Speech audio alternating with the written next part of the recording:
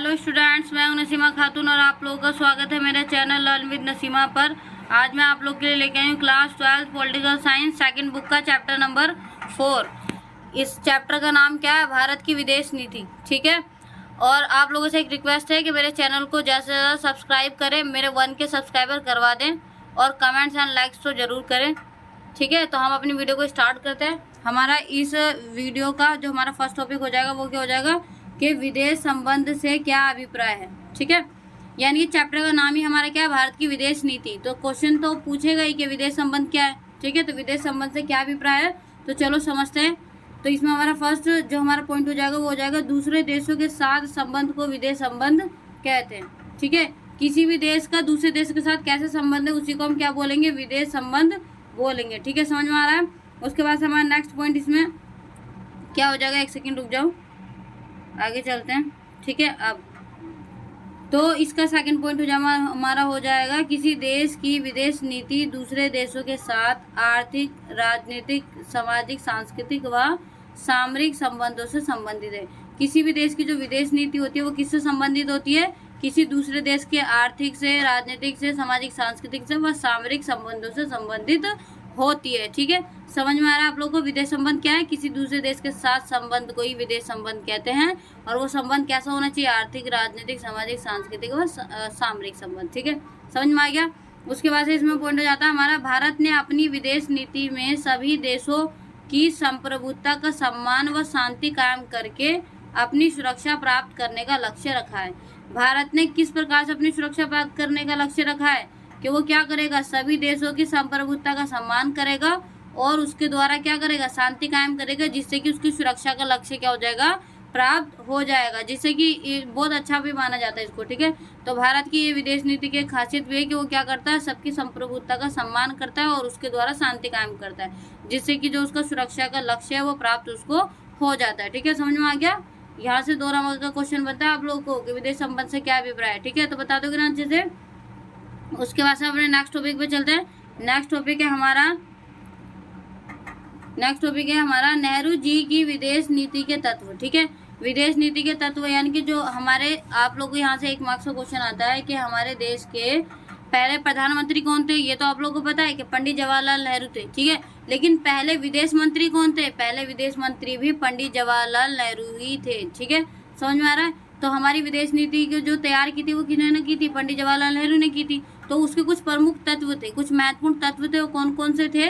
तो पहला तत्व यहाँ से बहुत इंपॉर्टेंट है, यहाँ से क्वेश्चन बनता है इस चैप्टर से। ठीक है, तो पहला जो तत्व हो जाएगा वो हो जाएगा कठिन संघर्ष से प्राप्त संप्रभुता को बचाए रखना।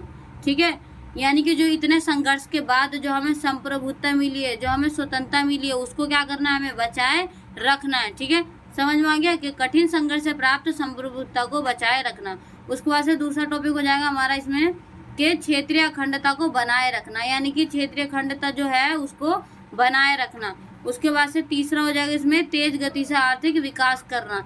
ये 3 ही महत्वपूर्ण तत्व है नेहरू जी की विदेश नीति के। ठीक है, पहला तत्व क्या है? पहला तत्व है हमारा कठिन संघर्ष से प्राप्त संप्रभुता को बचाए रखना, दूसरा हमारा क्षेत्रीय अखंडता को बनाए रखना और तीसरा हमारा क्या था? तेज गति से आर्थिक विकास करना। ठीक है, समझ में आ रहा है आप लोगों को?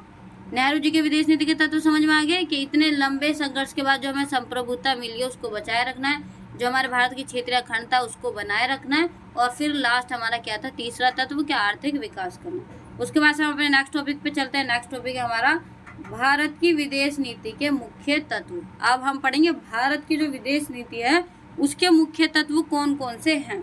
ठीक है, तो इसका जो महत्वपूर्ण जो तत्व होता है वो पहला तत्व क्या हो जाता है? गुट निरपेक्षता की नीति। गुट निरपेक्षता की नीति मैं अभी आप लोग को नीचे ब्रीफ से बिल्कुल अच्छे से समझाऊंगी, लेकिन यहाँ पर मैं आप लोगों को बताती हूँ गुट निरपेक्षता का मतलब क्या होता है। गुट निरपेक्षता का मतलब होता है कि किसी भी प्रकार के गुट से दूरी बनाकर रखना, यानी कि किसी भी प्रकार के गुट में, गुट मतलब होता है समूह, ग्रुप में शामिल ना होना, अपने आप को स्वतंत्र बनाए रखना। ठीक है, समझ में आ गया? उसके बाद से पहला तत्व हो गया हमारा गुट निरपेक्षता की नीति। उसके बाद से दूसरा तत्व है हमारा उपनिवेशवाद या साम्राज्यवाद का विरोध। ठीक है, भारत जो है वो क्या करता है?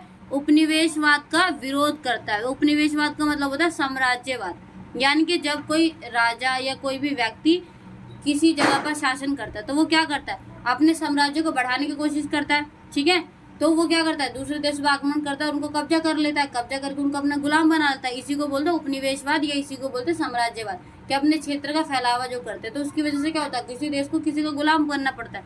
तो इसका भारत क्या करता है, बिल्कुल खुले रूप से इसका विरोध करता है, ठीक है, समझ में आ गया। ये क्या है, हमारे विदेश नीति का दूसरा तत्व है। पहला तत्व क्या था कि गुटनिरपेक्षता की नीति, दूसरा तत्व हमारा क्या था कि उपनिवेशवाद का विरोध यानी कि साम्राज्यवाद का विरोध। उसके बाद से इसमें हमारा तीसरा तत्व हो जाता है कि अंतर्राष्ट्रीय विवादों को शांतिपूर्ण तरीके से हल करना, यानी कि जो भी हमारी अंतर्राष्ट्रीय समस्याएं हैं, अंतर्राष्ट्रीय जो विवाद है, उनको कैसे हल करना, शांतिपूर्ण तरीके से हल करना, यानी कि उनका समाधान कैसे ढूंढना, शांतिपूर्ण तरीके से उनका समाधान ढूंढना। ये हमारे विदेश नीति का तीसरा तत्व है।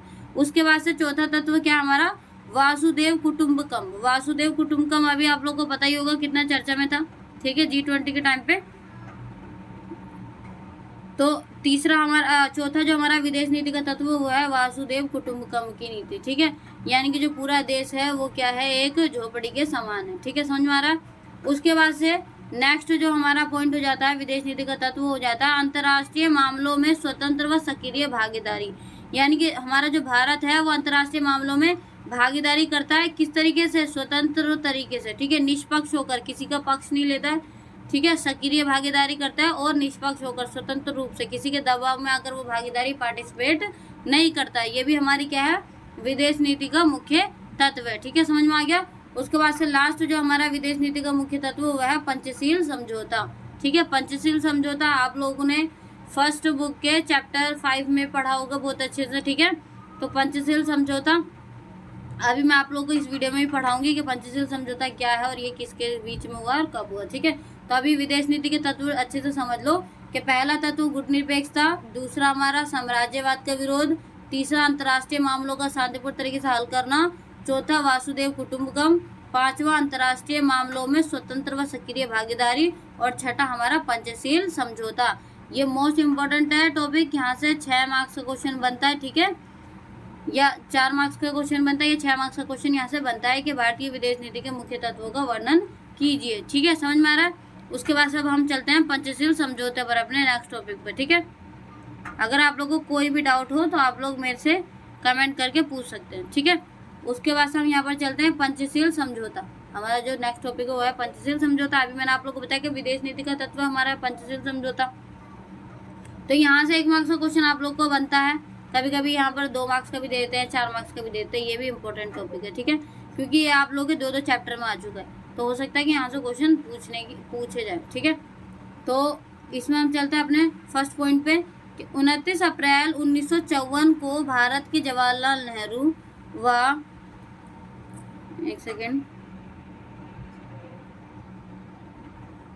चीन के चाउ एन लाई के बीच पंचशील समझौता हुआ। 29 अप्रैल 1954 के दिन क्या हुआ बच्चों कि चीन के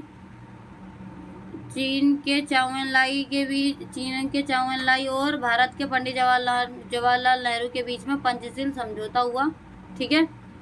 उसमें क्या 5 बातें कही गई थी। पंचशील का मतलब क्या है, 5 बातों पर समझौता हुआ। वो कौन सी 5 बातें थी, ठीक है, वो समझ लो कि पहला हमारा क्या है, संप्रभुता व क्षेत्रीय अखंडता का आपसी सम्मान, ठीक है, यानी कि जो संप्रभुता है और जो क्षेत्रीय अखंडता उसका क्या करेंगे, चीन और भारत आपस में सम्मान करेंगे। दूसरा इसमें था हमारा कि एक दूसरे पर आक्रमण ना करना, सॉरी यहाँ पर ना नहीं लिखा है, एक दूसरे पर आक्रमण ना करना लिखना, ठीक है, आप लोग क्या लिखना, ना करना। उसके बाद से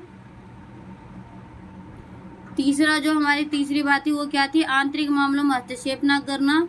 चौथा हमारा था आपसी समानता व पारस्परिक लाभ, और 5वां था शांतिपूर्ण सहअस्तित्व, ठीक है, यानी कि पहला जो हमारा संप्रभुता और क्षेत्रीय अखंडता का सम्मान करना है एक दूसरे देशों को। उसके बाद से एक दूसरे पर आक्रमण नहीं करना। तीसरा क्या था, एक दूसरे के आंतरिक मामलों में हस्तक्षेप नहीं करना, दखल नहीं देना।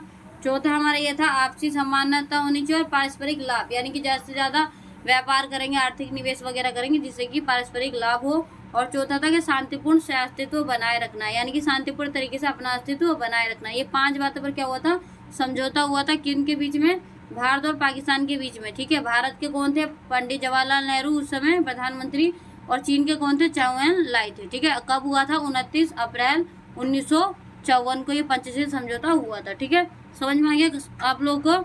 अगर कोई भी प्रॉब्लम होगी तो आप कमेंट बॉक्स में पूछ लेना। उसके बाद से नेक्स्ट टॉपिक पे चलते हैं हम अपने। नेक्स्ट टॉपिक है हमारा गुट निरपेक्षता की नीति। ठीक है, गुट निरपेक्षता की नीति, ये भी हमारा क्या, हमारे विदेश नीति का तत्व है। तो गुट निरपेक्षता की नीति समझ लो कि जब द्वितीय विश्व युद्ध के बाद दुनिया 2 गुटों में विभाजित हो गई थी, यानी कि जब शीत युद्ध चल रहा था तो हमारा जो विश्व था वो 2 भागों में बट गया था, पश्चिमी गुट और पूर्वी गुट, यानी कि अमेरिका और सोवियत संघ। ठीक है, 2 गुटों में बट गया था। उस समय भारत ने दोनों गुटों से अपने आप को दूर रखने का निर्णय लिया, क्योंकि हम उसी समय आज़ाद हुए थे। 1945 के बाद शीत युद्ध शुरू हुआ था और हम 1947 में आज़ाद हुए थे। तो भारत ने क्या करा, दोनों गुटों से दूर रहने का निर्णय लिया। वो ना तो सोवियत संघ में शामिल होना चाहता था, ना ही वो अमेरिका के साथ जाना चाहता था, क्योंकि अगर वो किसी भी गुट में शामिल होता तो क्या हो जाता, वो फिर से गुलाम बन जाता। लेकिन भारत को फिर से गुलाम नहीं बनना था, इसलिए भारत ने क्या करा, ये निर्णय लिया, ये फैसला लिया कि वो क्या करेगा, वो दोनों गुटों से दूर रखेगा अपने आप को। ठीक है, उसके बाद से नेक्स्ट पॉइंट है हमारा, उसी समय भारत ने गुट निरपेक्षता की नीति अपनाई और अपने अंतर्राष्ट्रीय फैसले स्वतंत्र रूप से लेने में सफल हुआ। उसी समय भारत ने कौन सी नीति अपनाई थी, गुट निरपेक्षता की नीति, जो मैंने आप लोगों को स्टार्टिंग में समझाया था कि गुट निरपेक्षता का मतलब क्या होता है कि किसी भी गुट में शामिल ना होकर स्वतंत्र रहना। तो भारत ने भी यही नीति अपनाई और अपने फैसलों को क्या करा, स्वतंत्र रूप से लिया। ठीक है, उसके बाद हमारा नेक्स्ट इसमें हो जाएगा कि भारत ने अन्य नव स्वतंत्र देशों को भी गुट निरपेक्ष देशों में शामिल किया। उस समय बहुत सारे लगभग 100 के आसपास देश आज़ाद हुए थे। तो भारत ने अन्य नए स्वतंत्र देशों को भी ये कहा कि आप लोग भी क्या हो जाओ, गुट निरपेक्ष में शामिल हो जाओ। ठीक है, शामिल करने पर जोर दिया। ठीक है, समझ में आ गया। उसके बाद से नेक्स्ट पॉइंट पर चलते हैं। इसका हमारा नेक्स्ट पॉइंट हो जाएगा कि भारत दोबारा से गुलाम नहीं बनना चाहता था, इसीलिए भारत ने दोनों खेमे यानी कि अमेरिका का नाटो व सोवियत संघ का वार्सा पैक्ट से दूरी बनाई। ठीक है, भारत दोबारा से गुलाम नहीं बनना चाहता था, इसलिए उसने क्या करा, ना तो अमेरिका के नाटो में शामिल हुआ, ना ही सोवियत संघ के वार्सा में शामिल हुआ। ठीक है, समझ में आ गया। ये क्या थे, नाटो, अमेरिका के 3 गुट थे, नाटो, सीटो, सैंटो, और सोवियत संघ का एक था वार्सा पैक्ट। ठीक है, इसमें ये क्या कर रहे थे, देशों को शामिल कर रहे थे, लेकिन भारत किसी भी गुट में शामिल नहीं हुआ। उसने दूरी बनाई और वह स्वतंत्र रूप से अपने फैसले उसने लिए। ठीक है, उसके बाद से यहाँ से आप लोगों को 1 मार्क्स का क्वेश्चन बनता है कि नेताजी सुभाष चंद्र बोस ने INA यानी कि इंडियन नेशनल आर्मी का गठन किया। तो यहाँ से 1 मार्क्स का क्वेश्चन बनता है कि INA की फुल फॉर्म क्या है। तो I से इंडियन, N से नेशनल, A से आर्मी। ठीक है, तो इंडियन नेशनल आर्मी का गठन किया किसने, नेताजी सुभाष चंद्र बोस ने किया। ठीक है, समझ में आ गया, किसने किया, नेताजी सुभाष चंद्र बोस ने किसका गठन किया, INA का गठन किया। इसकी फुल फॉर्म क्या है INA की, इंडियन नेशनल आर्मी। ठीक है, उसके बाद से इसमें नेक्स्ट जो हमारा पॉइंट हो जाएगा कि भारत ने हमेशा समझौते कराने का प्रयास किया है। भारत हमेशा ही क्या करता है, समझौते पर बिलीव करता है। वो सोचता है कि हाँ, समझौता की कोई भी देश आपस में लड़े ना, अगर कोई समस्या होती है तो उसको समझौता से, आपसी सलाह मशवरा से उसको समाप्त कर दिया जाए, उसका हल निकाल लिया जाए शांतिपूर्ण तरीके से। ठीक है, तो 1956 में ब्रिटेन ने मिस्र पर आक्रमण किया, सोवियत संघ ने हंगरी पर आक्रमण किया और भारत ने इसका विरोध किया। जब ब्रिटेन ने मिस्र पर आक्रमण किया था उसका भी भारत ने विरोध किया था, और जब सोवियत संघ ने हंगरी पर आक्रमण किया था भारत ने उसका भी विरोध किया था। जबकि सोवियत संघ भारत का बहुत अच्छा दोस्त है, लेकिन फिर भी भारत ने क्या करा था, इसका विरोध किया था कि आप क्या कर रहे हो, गलत कर रहे हो। ठीक है, समझ में आ गया आप लोग को। उसके बाद से अपने नेक्स्ट टॉपिक पे चलते हैं। नेक्स्ट पॉइंट पे नेक्स्ट पॉइंट है हमारा कि पाकिस्तान सीटों सेंटों में शामिल होकर अमेरिका के करीब हो गया।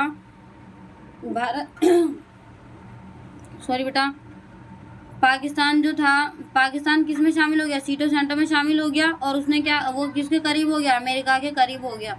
लेकिन जो भारत था हमारा, भारत सोवियत संघ का अच्छा दोस्त था, इसीलिए अमेरिका से भारत के संबंधों में खटास पैदा हुई। भारत का सबसे पुराना और सबसे अच्छा दोस्त तो सोवियत संघ ही है। अब जो सोवियत संघ नहीं है बल्कि रूस हो चुका है। ठीक है, तो भारत का सबसे अच्छा दोस्त कौन है, रूस, और सबसे पुराना भी है। ठीक है, समझ में आ गया। तो इसकी वजह से हमारे और अमेरिका के संबंधों के बीच में खटास पैदा होती रहती है। ठीक है, उसके बाद से हम अपने नेक्स्ट टॉपिक चलते हैं। नेक्स्ट टॉपिक हमारा एफ्रो एशियाई समझौता। आप लोग गुटनिरपेक्षता समझ में आ गया, ठीक है। उसके बाद हम इस पर चलते हैं एफ्रो एशियाई समझौता। इसमें हमारा जो फर्स्ट पॉइंट हो जाएगा नेहरू जी के समय में भारत ने अफ्रीका और एशिया के नव स्वतंत्र देशों के साथ संबंध बनाए। जब नेहरू जी का समय चल रहा था तो भारत ने क्या करा, एशिया के बहुत सारे देशों के साथ क्या बनाए थे, अच्छे संबंध बनाए थे। उसके बाद से नेक्स्ट पॉइंट हमारा 1950 के दशक में नेहरू जी ने एशियाई एकता पर जोर दिया था। एशियाई एकता यानी कि एशिया के जितने भी देश हैं उनको एक साथ मिलकर रहने पर जोर दिया था। कौन से दशक में? 1950 के दशक में। दशक का मतलब क्या होता है बेटा? 10 साल, यानी कि 1950 से लेकर 1960 तक, ठीक है, समझ में आ रहा है। उसके बाद से नेक्स्ट पॉइंट पे चलते हैं।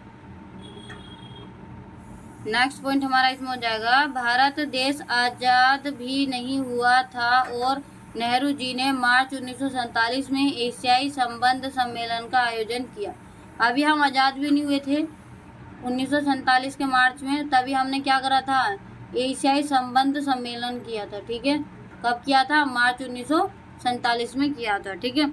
उसके बाद से भारत ने इंडोनेशिया की आज़ादी के लिए महत्वपूर्ण प्रयास किया। भारत ने इंडोनेशिया को आज़ाद कराने के लिए बहुत महत्वपूर्ण प्रयास किया था, ठीक है। उसके बाद से औपनिवेशीकरण का खुलकर विरोध किया भारत ने।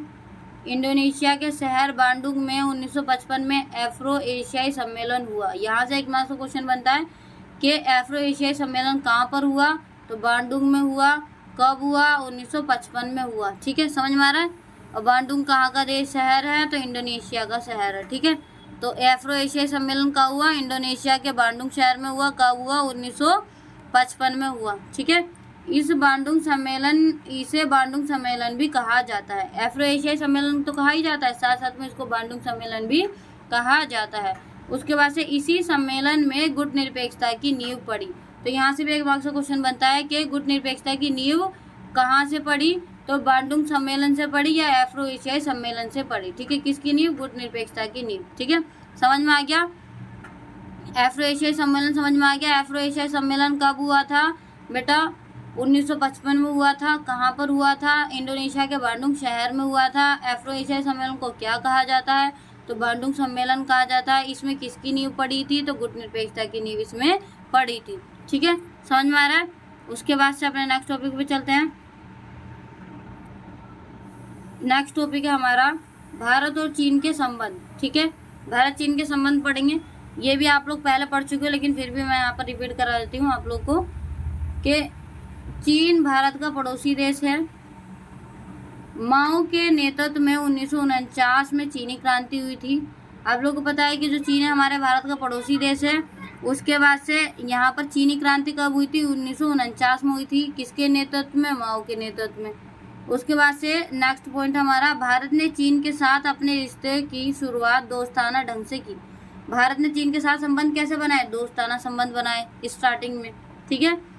लेकिन चीन ने 1962 में आक्रमण कर दिया। हमने उसके साथ अच्छे संबंध बनाए, लेकिन उसने क्या करा? हमारे साथ धोखा कर दिया। हमें बिना बताए 1962 में हमारे ऊपर आक्रमण कर दिया, ठीक है।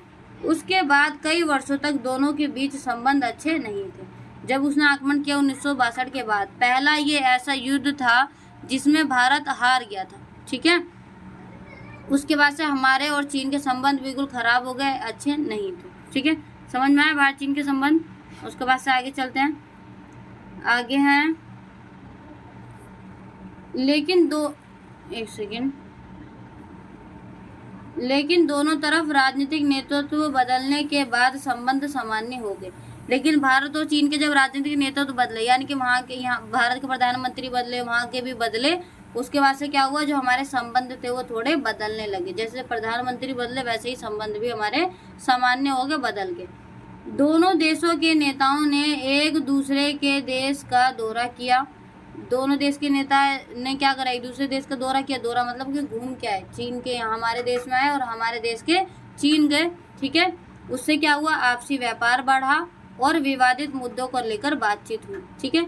जब इन्होंने दौरा किया तो जो भी विवादित मुद्दे थे उन पर बातचीत करी और आपसी व्यापार को बढ़ावा दिया, ठीक है, समझ में आ गया भारत चीन के संबंध। उसके बाद से चलते हैं हम नेक्स्ट पे, भारत और पाकिस्तान के संबंध। भारत पाकिस्तान के संबंध में हमारा पहला पॉइंट हो जाएगा कि आज़ादी से पहले पाकिस्तान भारत का हिस्सा था। आप लोग को बहुत अच्छे से पता है कि भारत और पाकिस्तान पहले एक ही थे, लेकिन जब हम आज़ाद हुए तो 14 अगस्त को पाकिस्तान आज़ाद हो गया और 15 अगस्त को भारत आज़ाद हो गया, यानी कि ये दो हिस्सों में बढ़ गया, भारत और पाकिस्तान। ये आप लोग को मैं समझा चुकी हूँ आप इस सेकंड बुक के फर्स्ट चैप्टर में। उसके बाद से नेक्स्ट पॉइंट है हमारा कि 1947 में दोनों देश अलग हुए, एक 14 तारीख को, एक 15 तारीख को, 14 अगस्त और 15 अगस्त। उसके बाद से नेक्स्ट पॉइंट है हमारा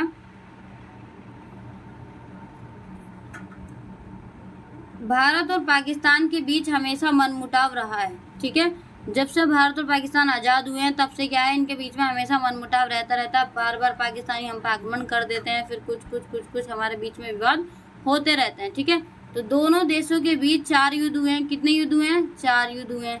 यहाँ से एक मार्क्स का क्वेश्चन पूछे जाते हैं आप लोगों को, तो अच्छे से समझना। तो वो चारों युद्ध कौन कौन से हुए, कब कब हुए, ये देख लो। पहला युद्ध हुआ 1947 और 48 में, कश्मीरी मुद्दा, कश्मीर को लेकर पहला युद्ध हुआ हमारा कब? 1947 और 48 में। अभी हम आज़ाद हुए थे अगस्त 1947 को, और इन्होंने हम पे आक्रमण कर दिया अक्टूबर 1947 को। ठीक है, समझ में आ रहा है?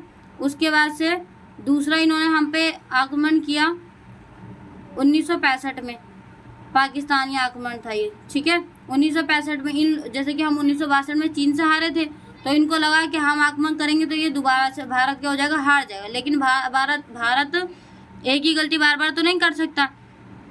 तो जब इन्होंने 1965 में हम पर आक्रमण किया तो हमने इनको मुंह तोड़ जवाब दिया और हम इस युद्ध में जीते। उसके बाद से तीसरा युद्ध हुआ हमारा इनके साथ 1971 में, किसको लेकर? बांग्लादेश को लेकर। बांग्लादेश संकट बांग्लादेश को लेकर कब हुआ? 1971 में। फिर चौथा हमारा 1999 में। 1999 में कारगिल युद्ध हुआ, जिस पर मूवियाँ बनी है। ठीक है, आप लोग देख लेना। ठीक है, तो ये 4 युद्ध हमारे इनके साथ हुए हैं। 1947-48 में कश्मीरी मुद्दा, 1965 में पाकिस्तानी आक्रमण, 1971 में बांग्लादेश संकट और 1999 में कारगिल युद्ध हुआ। ठीक है, उसके बाद से इन चारों युद्धों में भारत विजयी हुआ। ये चारों युद्धों में कौन जीता? भारत ही जीता। ठीक है, समझ में आ रहा है? उसके बाद से नेक्स्ट पे चलते हैं। एक सेकंड। तो इसमें हमारा नेक्स्ट हो जाएगा कि दोनों देशों के बीच कुछ समझौते हुए। अब जब युद्ध हुआ फिर हम जीते तो फिर कुछ ना कुछ समझौते हुए। अब वो समझौते कौन कौन से हुए, यहाँ से भी 1 मार्क्स के क्वेश्चन बनते हैं, 2 मार्क्स के क्वेश्चन बनते हैं। ठीक है, तो अच्छे से समझना कि इसमें हमारे जो समझौते हुए वो कौन कौन से समझौते हुए। ठीक है, तो पहला समझौता हमारा हुआ 1960 में सिंधु जल बंटवारा संधि विश्व बैंक ने करवाया, भारत के जवाहरलाल नेहरू व पाकिस्तान के अयूब खान। ठीक है, हमारा पहला समझौता इनके साथ कब हुआ था? 1960 में हुआ था। किसको लेकर हुआ था? सिंधु जल को लेकर हुआ था। किसने करवाया था? विश्व बैंक ने करवाया था। भारत के कौन थे? पंडित जवाहरलाल नेहरू थे। पाकिस्तान के कौन थे? अयूब खान थे। ये हमारा क्या था? सिंधु जल बंटवारा संधि। कब हुआ? 1960 में। ठीक है, पहला समझौता समझ में आ गया। उसके बाद से चलते हैं दूसरे समझौते पर। दूसरा समझौता हमारा कब हुआ? 1966 में, जब हमारा 65 का युद्ध हुआ उसके 1 साल बाद, 1966 में। तो 1966 में ताशकंद समझौता, कौन सा समझौता हुआ? ताशकंद समझौता हुआ। ठीक है, जब हमारा 65 का युद्ध हुआ था उसके बाद से ताशकंद समझौता 66 में हुआ। भारत से लाल बहादुर शास्त्री व पाकिस्तान से अयूब खान। ठीक है, कौन थे? भारत के कौन थे प्रधानमंत्री? लाल बहादुर शास्त्री। और वहाँ से पाकिस्तान से कौन थे? अयूब खान थे। ठीक है, पहले वाले में भी अयूब खान थे, दूसरे वाले भी समझौते में अयूब खान थे। लेकिन पहले वाले में हमारे यहाँ से कौन थे? पंडित जवाहरलाल नेहरू थे। फिर दूसरे वाले में हमारे यहाँ से कौन थे? लाल बहादुर शास्त्री जी थे। ठीक है, उसके बाद से ये एकमात्र ऐसा समझौता था और लाल बहादुर शास्त्री एकमात्र ऐसे प्रधानमंत्री थे जिनकी मृत्यु विदेश में हुई है। ठीक है, समझ में आ रहा है आप लोगों को? ताशकंद समझौते में लाल बहादुर शास्त्री की तत्काल मृत्यु हो गई। ठीक है, लाल बहादुर शास्त्री की मृत्यु ताशकंद समझौते में ही हो गई थी। 1966 में ही लाल बहादुर शास्त्री की मृत्यु ताशकंद में ही हो गई थी। ठीक है, जैसे उन्होंने हस्ताक्षर किए समझौते पर और वो अपने कमरे में गए और उनकी डेथ हो गई। ठीक है, उसके बाद से तीसरा समझौता आता है हमारा कि 1972 में शिमला समझौता हुआ। ठीक है, जब 71 का युद्ध हुआ उसके बाद से 72 में कौन सा समझौता हुआ? शिमला समझौता।